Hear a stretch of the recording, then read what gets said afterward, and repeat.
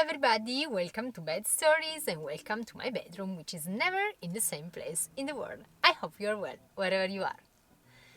Have you ever considered social media to be a complete waste of time?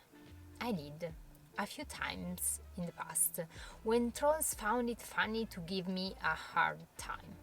But now that I have learned to control and manage the input and the output, I can steer it to create opportunities to communicate with and meet new people in a way that I could never imagine when I was young and, yes, very shy.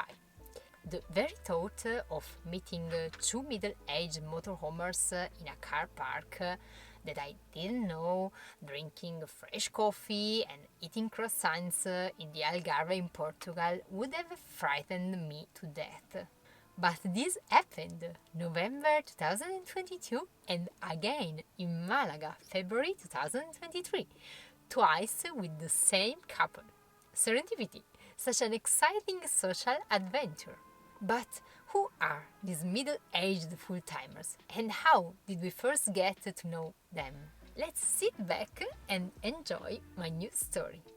I was surfing the net and social media looking for some information about travel in Portugal, special travel, off the wall, when I came across a man called Tom.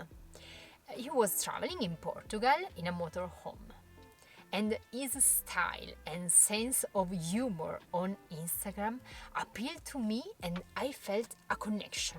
Obviously it was in English, but I was able to understand some of the narrative. And his enthusiasm for discovering new places was intoxicating and I started to follow. He was very, very kind and he told me about some places, foods and people. His traveling companion was a sweet, smiling lady called Barbara. Obviously, both well-seasoned travel bloggers with an interest in globetrotting pets. To my surprise, he answered some of my comments and we began sharing knowledge thousands of kilometers apart. And then, one afternoon, Paolo and I arrived in the Algarve and discovered we weren't too far away from Tom and Barbara. So I posted the location of our whereabouts and tagged in Tom and Barbara. And before you could say abracadabra, a breakfast get-together was organized a few days before Christmas in a hotel car park above the old town of Albufeira. A perfectly safe place to meet up with strangers. This was nothing like a meeting of strangers. With hugs, it was like meeting a long-lost family armed with fresh croissants.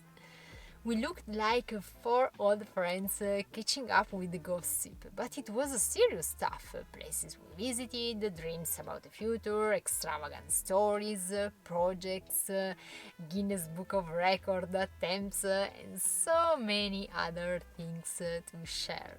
Tom and Barbara had also a Christmas surprise for us. Oil and virgin olive oil from their enterprises in Portugal. And also pet treats wrapped up in Christmas wrapping paper. Their time and their words of encouragement was gift enough.